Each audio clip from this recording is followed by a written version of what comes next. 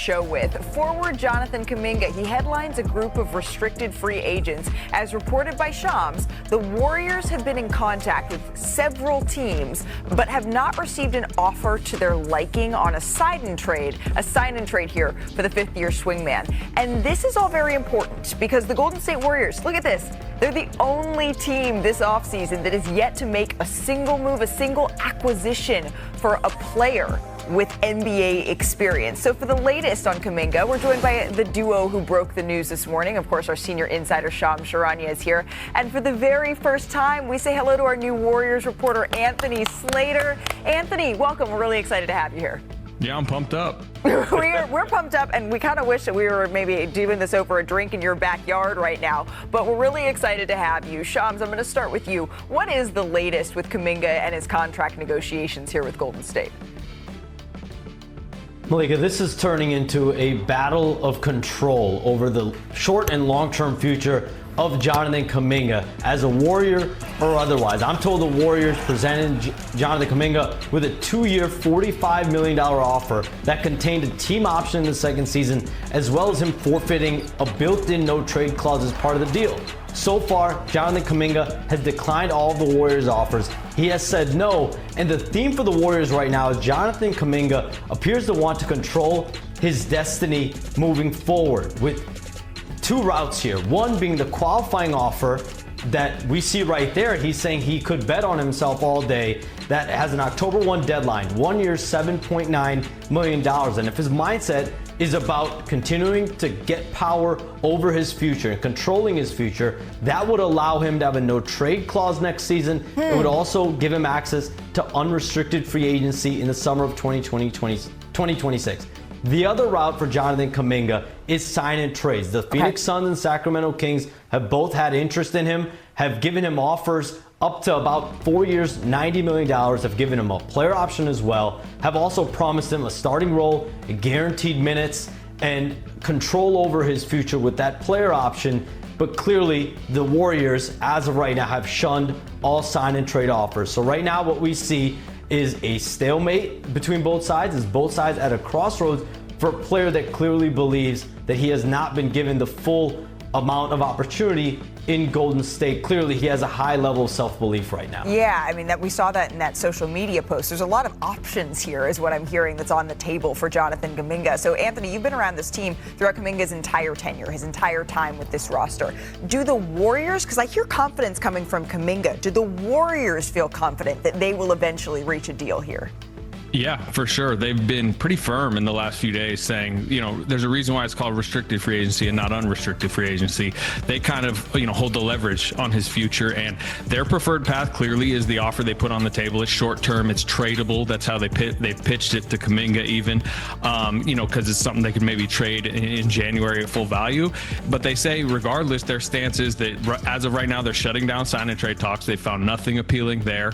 And they believe he's going to be on the roster. Their stance is he will be on the roster to start next season, and if that's the qualifying offer, that's what it is. The concern there, the flip side of that, is the messiness of this. It's already, as y'all can attest, has become kind of a messy restricted free agency. Yeah. How about when this gets to training camp? How about when the veterans are around, looking around, saying, is this going to be a distraction in one of Steph Curry, Jimmy Butler, and Draymond Green's final contention seasons? I think that's where there's a potential, pivot point, breaking point in this. But as of now, as Shams mentioned, it's a stalemate, and it continues to be messy. But right now, the Warriors are saying they're shutting down those sign and trades talks. So if they are looking to re-engage for the Warriors here at some point, Shams, what would a potential sign and trade eventually look like? Because they're saying right now they expect him to be on the roster. Malika, the Warriors have been defiant. They want a good player. They also want an unprotected first-round pick, a good first-round pick. The Sacramento Kings, I'm told, have actually offered a first-round pick in those conversations. It's been a conditional first-round pick as well as a potential rotation player as well. But the Warriors have wanted the Sacramento Kings to give them an unprotected, fully first-round pick. The Suns, on the other hand, do not have a first-round pick to trade, so their deal would likely look at 1 or 2 rotation players and second-round draft compensation. The Warriors, though, do not want bad salary in return. They don't want players that they feel don't have the value moving forward that Jonathan Kuminga could have. So clearly, their asking price has not been met in these potential offers. There's still about a month and a half, 2 months left before Jonathan Kuminga has a real decision to make with that October 1 qualifying offer. Okay, so it sounds like there is a whole lot still on the table that Jonathan Kuminga and the Golden State Warriors need to come to an agreement on. Fellows, thank you so much. We'll continue to monitor the situation. And Slater, we really, really are very lucky and excited to have you here at ESPN, you and your enormous podcast mic. All right, let's take a look at this. Over the last 2 seasons, Jonathan Kuminga averaged just over 17 points on 51% shooting in 56 starts. Those numbers did fall to 14.6 points a game on 48% shooting in the 65 games Kuminga came off of the bench here. We have seen it in spurts. When Steph Curry was out in the playoffs last year, Kuminga rose to the occasion. This has been a constant tug of war between this player and this franchise. So Kendrick Perkins, I wonder, to Slater's point, how much this might impact Golden State. Having this really talented player, his contract hanging over a team that has a core of Steph, of Draymond, of Jimmy, that have all said this is the last hurrah, and by the way, are all over 35 years old. What do you think? It's a bad look. It's a bad look on the Warriors, in my opinion, Malika. One, because, I get it with the information that Jonathan Kuminga is saying he's going to bet on himself, but it's hard to walk into a locker room and bet on yourself when a coach has shown you time and time again that at any given time he could pull you out of the rotation. That's number one. Number two, why not let this man go be great, and why are you holding him hostage and from going to another team and assign a trade if it's the Phoenix Suns or the Sacramento Kings that have up to $90 million on them? Yes, you want great value back for him, but while he's in your organization, you're not valuing him as if he's that type of player. And I'm looking at a Jonathan Kuminga who I believe his ceiling is very, very high. His peers feel the same way. Understand with a guy that you drafted with the number 7 pick that's been showing you signs and that's been developing. He never comes in the training camp out of shape. We never question how hard working he is. He's gotten better every single season. What is the deal? Well, the one thing that's really interesting, the Warriors are getting only offers from Pacific Division foes. They have not done a trade with the Kings since 1991. I believe that was a Mitch Richmond, Billy Owens trade, if I'm not mistaken. They haven't done anything with the Suns since 2013. So it may not be that attractive for the Warriors to send this guy to a Pacific Division foe. Right. And if you look at what the Kings are offering, they're offering Malik Monk and they're offering a protective first. The Carter thing, I don't think that's going to happen, Devin Carter, because he doesn't make enough money. So in order to get the money that you want for Kuminga, you have to do Malik Monk, who averaged 17, 5 rebounds, 3 assists. But are we losing the plot here a little bit? I think what Perk mentioned about the lack of faith that it seems repeatedly that the Golden State Warriors have had in Kuminga. And Steve Kerr wants to go. He wants to go. He wants to go. And the Kings are offering a starting spot. Okay. Power forward next to Keegan Murray, next to Sabonis. He's talked on a Zoom call with Scott Perry, as you know, the GM, BJ Armstrong, the assistant GM, and also with their head coach. Okay. So he's in. Right. He wants to go there, but I think that first, the Warriors don't like the first.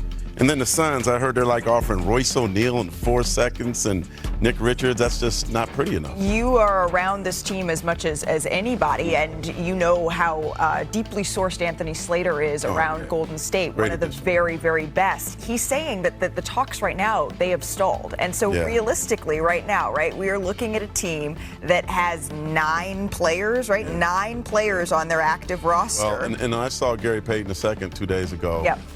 I'm like, what's going on? He's like, waiting on JK. Right. He is. Al Horford is. Everybody is. Yeah. Right. And so, Perk, when you look at realistically what we can expect from this Golden State Warriors team that we've often talked about as sort of the beacon of light when you're looking towards what you want to be in terms of a consistent core, running things back. The last couple of years, it really hasn't been that. What can you expect from Golden State this year, knowing that this is who they're putting out there to try to maximize the last years of Steph? Well, the way that this is trending, I'm not expecting greatness. right?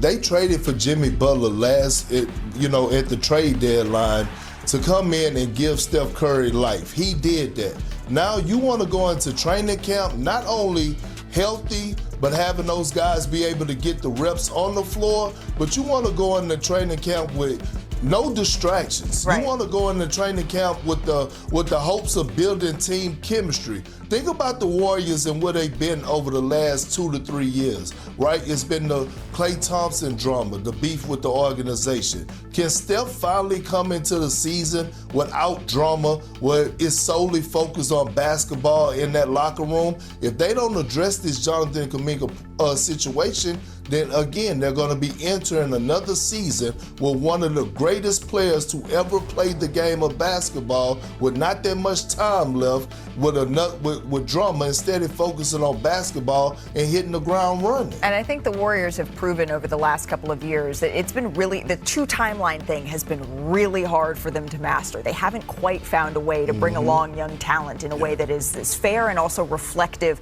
of the talent that they have in someone like Jonathan Kuminga. Before we hit the break, can we get to something fun, fellas? In case you missed it, there was a little spill at the Sparks Aces game last night. Really impressive backflips. But then it goes right into Sparky. Oh, look at your reaction. I was shocked. I okay? couldn't believe. Okay? I couldn't believe he was okay. Dub Nation, we need to talk. Because this isn't just another offseason headline. This is a full-blown standoff between one of our most promising young players and the front office of the Golden State Warriors. Jonathan Kuminga just made it clear he's not folding, not compromising, and definitely not settling. After turning down a reported 2-year, $45 million deal, he posted on Instagram, and I quote, "I'll bet on myself all day." That's not just confidence, that's a direct message to the Warriors organization. Meanwhile, his agent, Aaron Turner, doubled down with a cryptic repost saying, "Legends never die." Translation? Kuminga is playing hardball, and the Warriors are on the clock.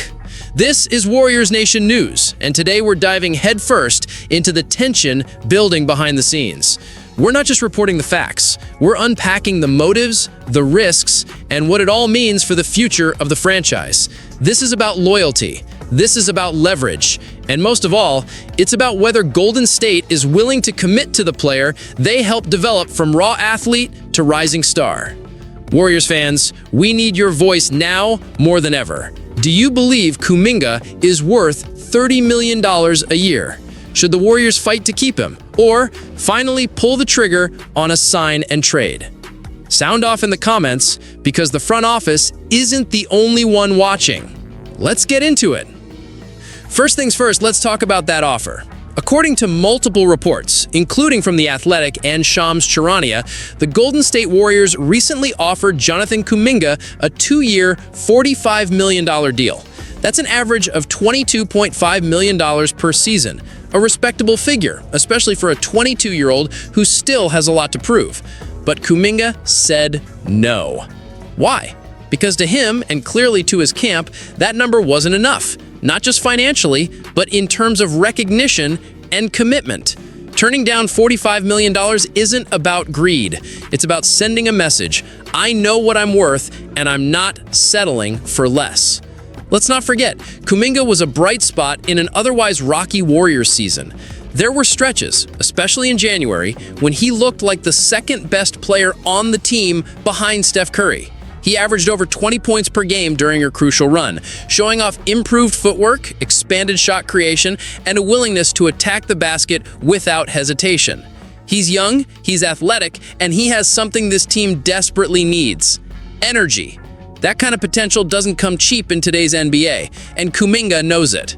So, when he posted, "I'll bet on myself all day," he wasn't just flexing for social media. He was drawing a line in the sand. Now let's talk about the agent, Aaron Turner. Kuminga didn't just tag Turner in his Instagram story. Turner reposted it with the caption, "Legends never die." That's no accident. That's a strategic move. That's an agent backing his client publicly, letting the entire league, and especially the Warriors front office, know that their negotiation stance is serious. They're not going to take a prove-it deal. They want real money, real years, real respect. And the timing of this messaging couldn't be more critical because the rumor mill is heating up. According to Shams, the Sacramento Kings are one of the teams pursuing Kuminga. But there's a catch. The Kings wanted to do a sign-and-trade involving DeMar DeRozan, and the Warriors